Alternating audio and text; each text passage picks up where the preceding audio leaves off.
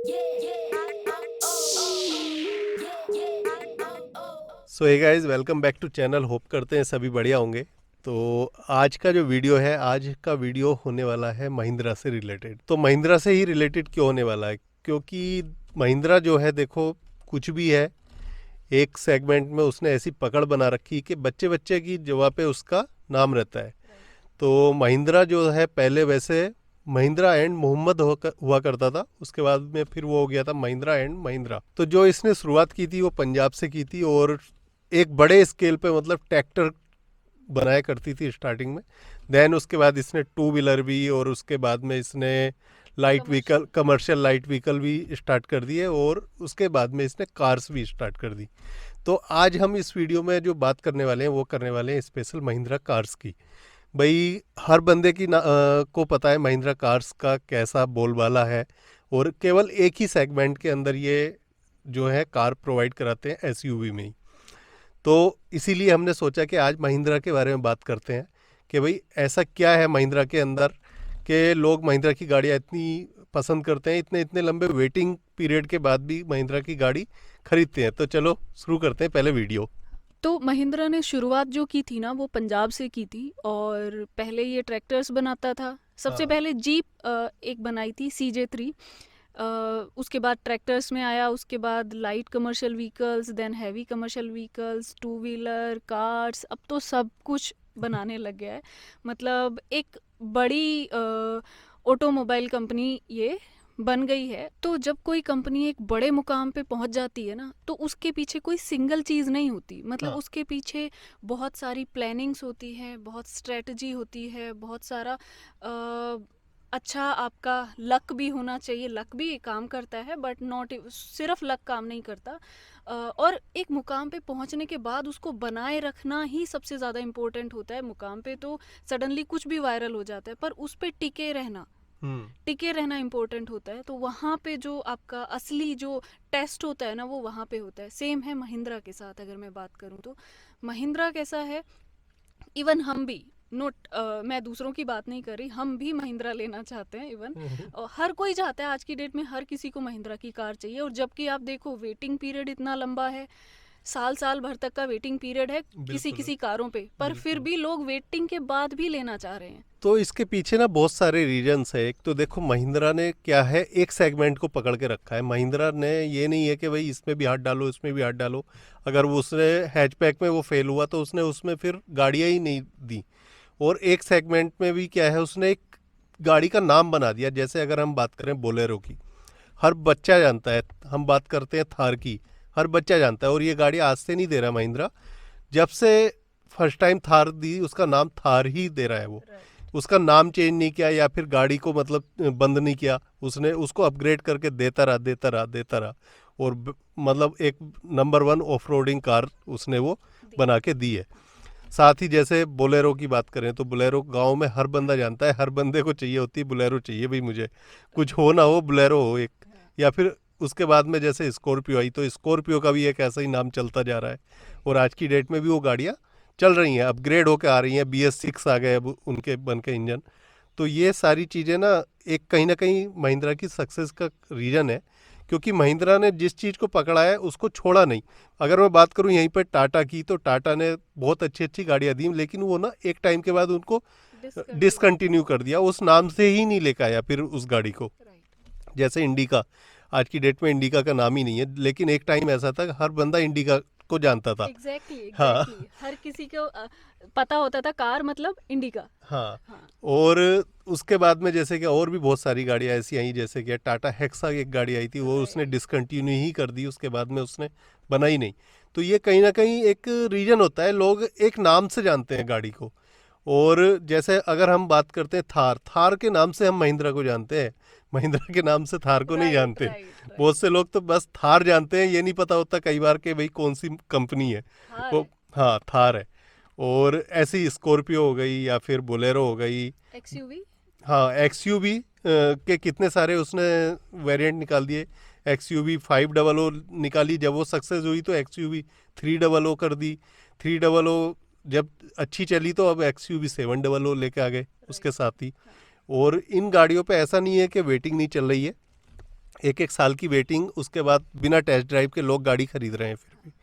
तो एक कहीं ना कहीं उसने एक गाड़ी का नाम बनाया और गाड़ी के नाम से वो अपनी सेल, हाँ, फेमस भी हुआ और सेल भी अच्छी हो रही है।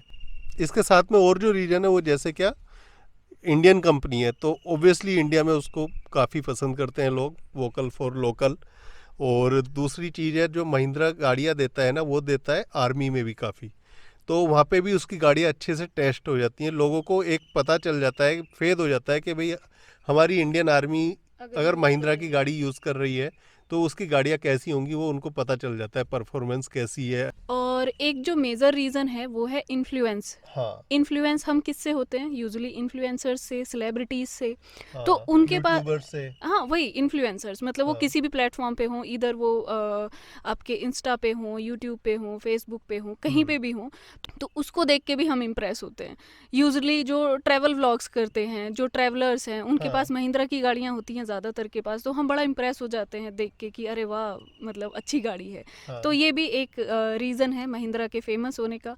और देखो, एक और रीज़न मैं आपको देती हूँ कि जो कॉम्पिटिटर हैं वो बहुत कम हैं, ऑलमोस्ट ना के बराबर हैं जो महिंद्रा के कॉम्पिटिटर हैं। मतलब महिंद्रा ने एक सेगमेंट में, महिंद्रा के पास इतनी सारी गाड़ियां हैं वो किसी के पास नहीं है। मतलब हार्डली मिला जुला के, जैसे हम किस पे जाते हैं, मारुति पे जाते हैं, टाटा पे जाते हैं, तो टाटा में तो फिर भी हैं, पर मारुति में तो एक ही है गिन चुन के, ब्रेजा।